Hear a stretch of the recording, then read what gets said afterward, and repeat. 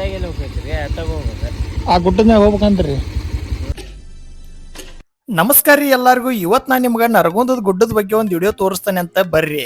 ಕೆಲವ್ರು ನಮ್ಮ ಆತ್ಮೀಯರ ಗುಡ್ಡದ ಮ್ಯಾಗ ಹೋಗೋ ದಾರಿಗೆ ಅಗಸಿ ಬಾಗಲ್ದ ಹತ್ರ ಹಾಸಿ ಹೋಗ್ಬೇಕಂತಿದ್ರು. ಅದ್ರ ಸಲುವಾಗಿ ಒಬ್ರನಲ್ಲಿ ರೂಟ್ ಕೇಳಿದಕ್ಕೆ ಅವ್ರು ಏನಂತಾರ ನೀವ ನೋಡ್ರಿ. ಆ ಗುಡ್ಡದ ಮ್ಯಾಗ ಹೋಗುದು ಇದಾರಲ್ಲ. ಅಲ್ಲೇನ್ರಿ ಹಾ ರೀ, ಇತ್ತಾಗೆಲ್ಲ ಹೋಗ್ಬೇಕ್ರಿ ತಗೋಬೇಕು.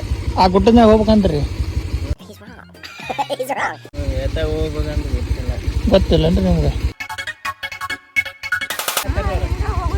ಹಾ ರೀ, ಹೋಗ್ಬೇಕಂತ ನೋಡ್ರಿ. ಆಯ್ತು ರೀ. ಅಮ್ಮಗೊಂದು ಶರಣ್ ಹೇಳಿ ಹೋಗೋ ದಾರಿ ಒಳಗ ಡೌಟ್ ಇಟ್ಕೊಂಡು ಹೋಗಿ ಮಂಗಿ ಆಗೋದ್ ಬ್ಯಾಡ ಅಂತಂದ ಇಲ್ಲಿ ಕುಂತಂತ ಒಬ್ರಲ್ಲ ಇಬ್ರಲ್ಲ 3 ಮಂದಿ ಅಜ್ಜಾರ್ ಕೇಳಿ ಹೋಗೋ ದಾರಿನ ಕನ್ಫರ್ಮ್ ಮಾಡ್ಕೊಂಡ್ಯಾ ನೋಡ್ರಿ.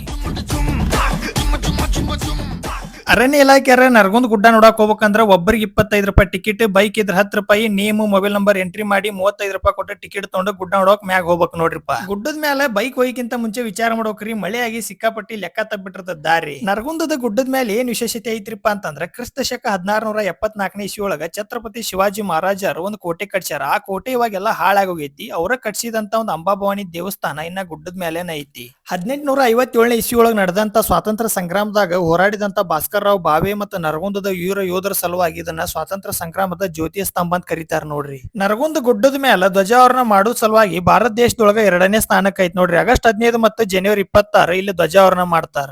ಈ ಗುಡ್ಡದ ಮ್ಯಾಗ ಧ್ವಜ ಹಾರಿಸಿದ್ರ ಸುತ್ತಮುತ್ತ 20 ಕಿಲೋಮೀಟರ್ ಮಟಾನು ಕಾಣಿಸ್ತೈತಿ ನೋಡ್ರಿ. ನರಗುಂದದ ಬಗ್ಗೆ ಒಂದೇ ವಿಡಿಯೋದಾಗ ಹೇಳಿ ಮುಗಿಸಾಕ್ ಆಗೋದಿಲ್ರಿ, ಅಷ್ಟು ದೊಡ್ಡ ಹಿನ್ನೆಲೆ ಐತಿ. ಇನ್ನೊಂದು ವಿಡಿಯೋ ಮಾಡಕ್ ಟ್ರೈ ಮಾಡ್ತಾನೆ. ಅಲ್ಲಿವರೆಗೂ ಈ ವಿಡಿಯೋ ಇಷ್ಟ ಆದ್ರೆ ಲೈಕ್ ಮಾಡ್ರಿ, ಶೇರ್ ಮಾಡ್ರಿ, ಹಂಗ ಫಾಲೋ ಮಾಡ್ರಿ. ಬಾಯ್.